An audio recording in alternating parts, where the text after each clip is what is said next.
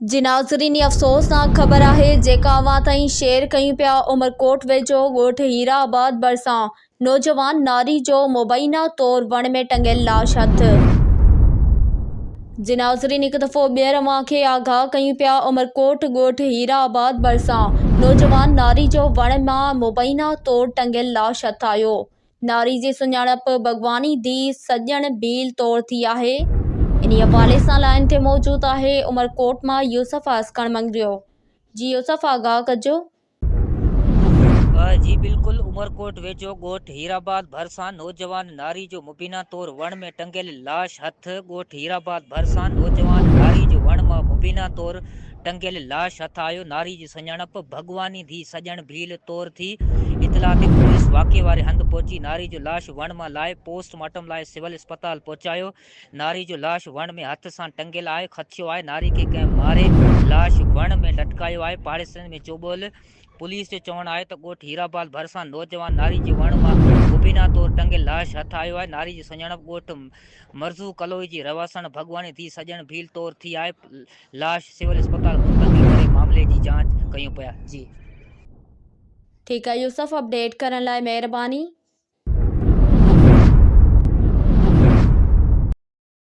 जी नाज़रीन, हैदराबाद में अलीकुल जोखियो की रिपोर्ट मुताबिक ब्रेकिंग न्यूज़ ॾींदा हलूं। हैदराबाद काज़ी अहमद जोखिया मोहल्ले में जोखिया बिरादरी जे ॿिनि धुरियुनि में झेड़ो। ॿिन्ही धुरियुनि जा 12 माण्हू शदीद ज़ख़्मी।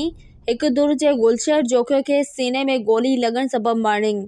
ज़ख़्मियुनि में हिकु धुर जो मिठा जोखियो, होबली जोखियो, गुलशहर जोखियो, मोहरम अली जोखियो, मोहम्मद जोखियो। ॿी धुर जो तालिब जोखियो, एहसान, शेर मोहम्मद मुरीद जोखियो सख़्त ज़ख़्मी थी पिया आहिनि। ॿी धुर जे काज़ी अहमद अस्पताल मां फर्स्ट एड ॾेई शहीद बेनज़ीराबाद सिविल अस्पताल रेफर कयो वियो आहे। पुलिस ॿिए धुरियुनि जा बयान वठी अलॻि अलॻि केस दाख़िल करे वरितो। पुलिस पंहिंजी हिकमत अमली सां ॿिन्ही धुरियुनि ते कंट्रोल आणण में कामयाब।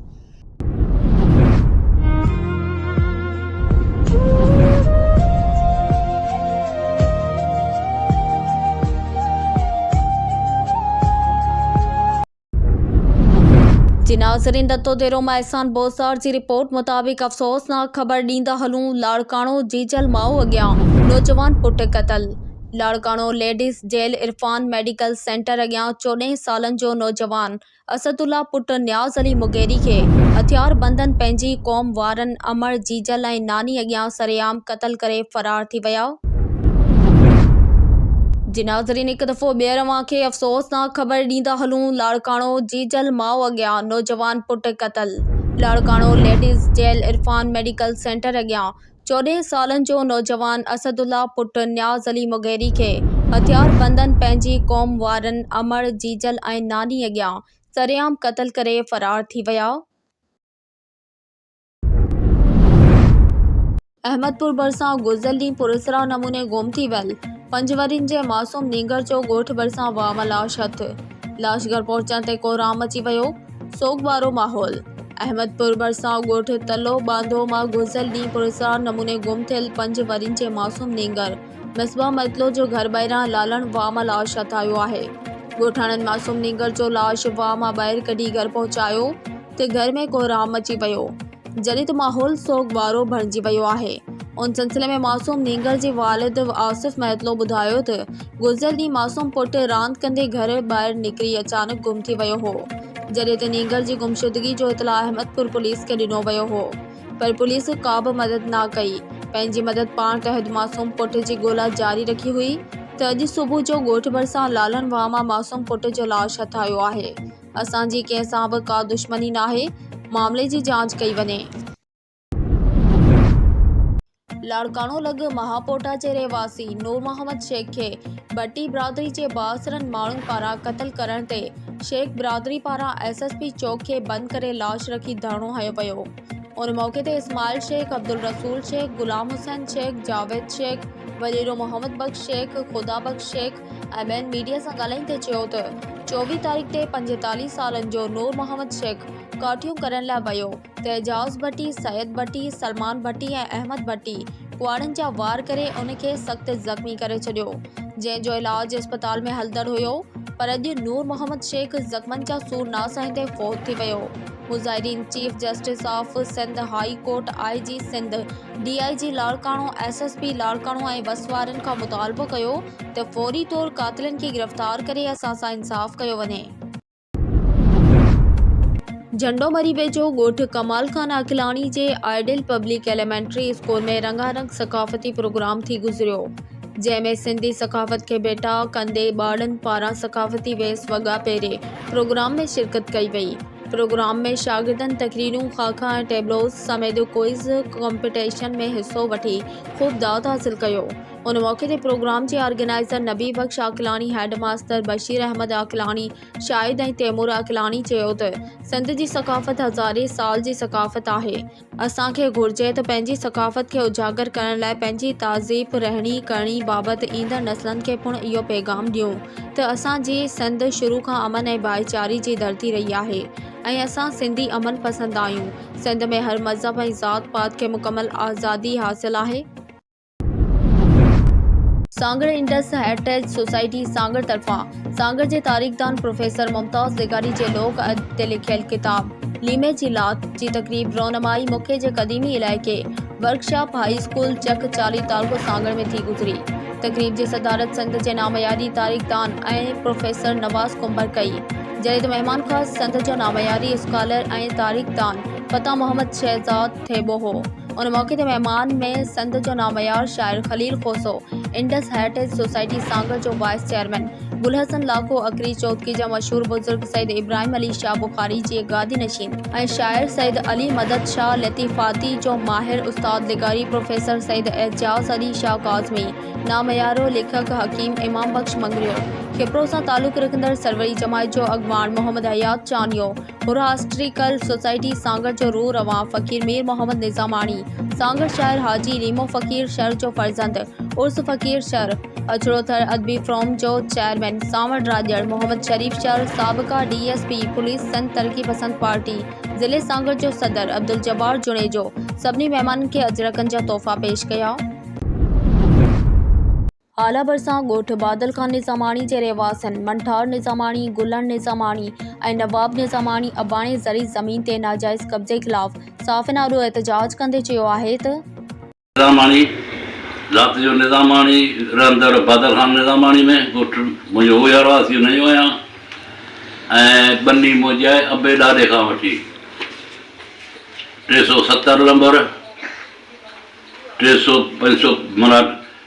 505 373 उन ते बासरमान कौदो करायो, बिरादरी लिगारी बिरादरी खां कौदो करायो।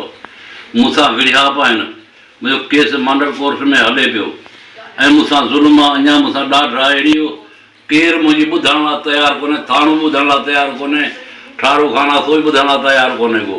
SP ॾे वियो आहियां, सिंध IG खे सभिनी खे मुंहिंजी अपील आहे, चीफ मिनिस्टर खे मुंहिंजी अपील आहे, पर हर इदारे कानूनदार खे मुंहिंजी अपील आहे त मूं ग़रीब जो इदारो थियो वञे कुझु तगार त मूंसां ज़ुल्म ॾाढो आहे, ॾाढा मूंसां मूं कहिड़ो ॾोह कयो आहे, मूंखे बनी पंहिंजी आज़ादी मिले, अड़े बनी आहे, खातई बनी आहे, सरी बनी आहे, मुंहिंजी ज़बरदस्ती घर विधा अथनि, ज़बरदस्ती खॾूं वयूं अथनि, मुंहिंजे मारण लाइ तयारु आहिनि, हथियार खणी वेठा आहिनि, दुर मोहम्मद, हसन खान, महबूब, सजाद, नज़ीर, इनायत, इहे सभु हथियार खणी वेठा आहिनि मुंहिंजे मारण लाइ हुते। हाणे ॾाढ करे वेठा आहिनि, मूंसां ज़ुल्म करे वेठा आहिनि, मूं ॾोह कहिड़ो कया, मूंखे अपील आहे मुंहिंजी ने गुज़ारिश आहे मुंहिंजे जेके कानूनदार इदारा आहिनि उन्हनि खे मुंहिंजी अपील आहे त मूंखे मुंहिंजी आज़ादु करे ॾियनि। मूं कहिड़ो ॾोह कयो आहे, SP ते वियो आहियां, थाणनि ते वियो आहियां, जेॾा केॾा वियो आहियां, मुंहिंजे केरु ॿुधण लाइ तयारु कोन्हे, हर SP ते वियो आहियां, मुंहिंजे थाणे ते वियो आहियां, मुंहिंजी ॿुधनि कोन था, मूं ग़रीब माण्हू कहिड़ो ॾोह कयो आहे। बनी मुंहिंजी आहे, असां थोटे में 8 एकड़ खे वेसुड़ा आहियूं, पर कान्हे आहे त बासर जो असर उन तरह सां मिलनि पिया, बासर माण्हू जो पुटु भराई आहे, ऐं ग़रीब कंहिंजो नालो नथो खणियो सघां, मुंहिंजी ॿुधे बि नथी, का बि कार्रवाई पुलिस नथी करे, मुंहिंजो केस हले पियो, बांडल कोर्ट में हले पियो। तलार रिटायर्ड फौजियुनि जी तंज़ीम पीस जी नई बाडी जी चूंड प्रेस क्लब तलार में सरपरस्त आला नूर मोहम्मद ख़ासकली SM परवेज़ जी सदारत में पीस तालका सदर जो सरपरस्त मोहम्मद हसन के मुक़र्रर करे नई बाडी मुतफ़िक़ा तौर चूंडी वई। सदर गुलाम मुस्तफ़ा, नायब सदर Amanullah, general secretary Mohammad Iqbal, joint secretary Azizullah के मुक़र्रर कयो वियो। उन मौके ते ज़िले बदीन जे पीस रिटायर फ़ौजियुनि जे अॻुवाणनि चयो त ज़िले बदीन में रिटायर फ़ौजियुनि जी भलाई बाबूत लाइ कमु कबो। ज़िले बदीन जे पीस बाडी सां गॾिजी रिटायर फ़ौजियुनि खे संदसि जाइज़ हक़ूक़ ॾियारिबा। उन मौके ते आयल महिमाननि खे सिंध जी रवायत अजरकनि जा तोहफ़ा पेश कया विया। झंडोमरी में फुर चोरियूं रोज़ जो मामूल बणियल। नामालूम हथियार बंद वापारी खां कल्टस कार फुर करे फरार थी विया।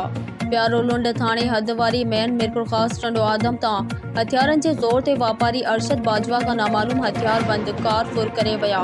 वापारी अरशद बाजवा मूजिब 4 नामालूम हथियार बंदनि हथियारनि जे ज़ोर ते गाॾी, मोबाइल फ़ोनूं ऐं ॿियो सामान फुर कयो। इतला बावजूद प्यारोलुंड पुलिस को बि बूटो नाहे ॿारियो। SSP टंडोलियार ऐं DIG मामले जो नोटिस वठनि। प्यारोलुंड थाणे जी हद में अॻु बि 1 करोड़ खां मथे जी वारदात साॻी जाइ ते थी हुई।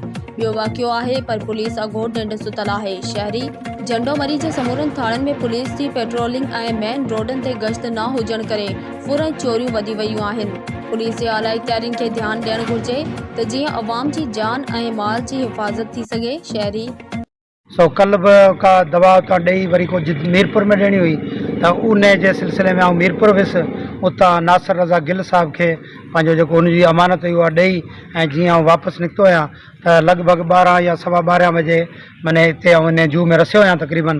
त उते मूंखां माने जीअं मुंहिंजी गाॾी जो टायर पंचर थियो किलोमीटर ताईं मूंखे अहसासु थियो पियो त माने गाॾी मुंहिंजी पंचर आहे। बहरहाल उहो पंचर थी वियो त उन खां पोइ जेॾी महिल मुठो त हाणे फ्रंट टायर आहे ऐं गाॾी नथी हले त मूं टायर कहिड़ी जाइ ते पंचर थियो? इहो तक़रीबन इहो जॻह जो नालो त मूंखे नथो अचे। हद कहिड़े थाणे जी आहे? Sir Pyarolund. Government higher secondary school Talpur वॾा में MNA डॉक्टर नफ़ीसा शाह तरफ़ां 6 सोलर प्लेटूं 10 डिस्कूं ॾिनियूं वयूं, जॾहिं त UC चेयरमैन रईस इकाब खान राजपड़ पारां 4 अदद कंप्यूटर ऐं शहर टालपुर जे शख़्सियत AD टालपुर पारां 5 अदद लैपटॉप ॾिना विया। उन मौके ते स्कूल जे हेडमास्टर दाइम अली जोगी पारां UC चेयरमैन खे आजियाणो ॾिनो वियो। उस्ताद ज़मीर हुसैन थेबो, उस्ताद सदर हुसैन ख्वाजा, उस्ताद अशफाक हुसैन काज़ी पारां UC चेयरमैन ऐं AD टालपुर खे अजरकनि जा तोहफ़ा ॾिना विया। UC चेयरमैन रईस इकाब राजभर चयो त गवर्नमेंट हायर सेकेंडरी स्कूल मूंखे पंहिंजो स्कूल आहे। असां वक़्तु शहर ऐं शहर वारनि जे लाइ हाज़िर आहियूं। जॾहिं त AD टालपुर चयो त तमामु ख़ुशी थी आहे, स्कूल जा ॿार महिनती आहिनि। उमेद आहे त हिन जदीद दौर में कंप्यूटर जो इस्तेमालु करे पंहिंजी क़ाबिलियत खे बहितर बणाईंदा। डिविज़नल कमिश्नर हैदराबाद बिलाल अहमद मेमण ऐं DIG हैदराबाद तारिक रज़ाक दरे जो हिकु ॾींहं जे दौरे ते तालका मातली, तलार ऐं बदीन पहुता, जिते हिननि ज़िले में जारी पोलियो मुहिम जे अमल जो तफ़सीली जाइज़ो वरितो। हिननि चयो त पोलियो वायरस जे ख़ात्मे लाइ हुकूमती कोशिशूं जारी आहिनि, जंहिंजो मक़सदु हर ॿार ताईं हिफ़ाज़ती क़तरनि जी पहुच खे यकीनी बणाइणु आहे। डिविज़नल कमिश्नर ऐं DIG हैदराबाद जे मुख़्तलिफ़ इस्पतालनि, सिहत मर्कज़नि, फिक्स ऐं ट्राइज़ड पॉइंटनि ते पोलियो वर्कर्स जी कारकर्दगी ऐं मुहिम जो मजमूई इंतज़ामी उपाय जो जाइज़ो वरितो। इन्हनि लाॻापियल अमलदारनि खे हिदायत कई त मुहिम दौरान दरपेश चैलेंजनि ते फ़ौरी ध्यानु ॾियनि ऐं माण्हुनि में शऊर वधाइण लाइ गॾियल कोशिशूं कनि। डिविज़नल कमिश्नर हैदराबाद बिलाल अहमद मेमण चयो त पोलियो मुहिम में कंहिं बि क़िस्म जी लापरवाही बर्दाश्त न कई वेंदी। पोलियो खां पाक पाकिस्तान असांजो क़ौमी मक़सदु आहे ऐं उन लाइ ज़रूरी आहे त हर ॿार खे हिफ़ाज़ती क़तरनि सां महफ़ूज़ कयो वञे। असांजो पोलियो वर्कर्स खे भरपूर सपोर्ट फ़राहम करणु असांजो ज़िम्मेवारी आहे। DIG हैदराबाद तारिक रज़ाक दरे जो उन मौके ते सिक्योरिटी मामलनि ते रोशनी विझंदे चयो त पोलियो वर्कर्स ऐं खेनि तहफ़ुज़ फ़राहम कंदड़ अमलदारनि खे मुकमिल सिक्योरिटी फ़राहम कई वई आहे। असांजा एहलकार हर हंधि मौजूदु आहिनि। बल्दियाती वज़ीर सैद गनी पाकिस्तान पीपल्स पार्टी अॻवान माशूक चांडियो जी दावत ते चांडियो हाउस सांगड़ पहुतो, जिथे समूरनि टाउन कमेटियुनि ऐं म्यूनिसिपल चेयरमैन सां गॾिजाणी कई वई। उन मौके ते सैद गनी चयो त समूरनि काउंसिलनि जे बजट वधाई वई आहे। जेकॾहिं कमु न थी रहियो आहे त हिते जे चूंडियल चेयरमैननि खे बि सोचणु घुरिजे। रतोदेरो पुलिस जी कामयाब कार्रवाई। PS लाशारी ऐं रतोदेरो सां तालुक़ रखंदड़ मंशात फ़रोश दौलत खान कोरकाणी खे DSP डॉक्टर ज़हूर अहमद सोमरो ऐं संदसि जो गनमैन अब्दुल कादिर गांगरो वॾी कोशिश बैदि गिरफ़्तार करे वरितो आहे। DSP रतोदेरो जो चवणु हो त दौलत कोरकाणी चर्स अफ़ीम आइस ऐं तमामु मुख़्तलिफ़ मंशात जो वेकिरो कंदो हो। गुज़िरियल केतिरनि ई सालनि खां पुलिस हिन मंशात फ़िरोज़ जी गिरफ़्तारी जी कोशिश पिणु कई हुई, पर खेसि हर दफ़े फ़रार थियण में कामयाब थींदो हो। पर हिन दफ़े मज़बूत प्लानिंग सां मंशात फ़िरोज़ दौलत कोरकाणी खे 3 किलो चर्स समेत गिरफ़्तार करे वरितो आहे।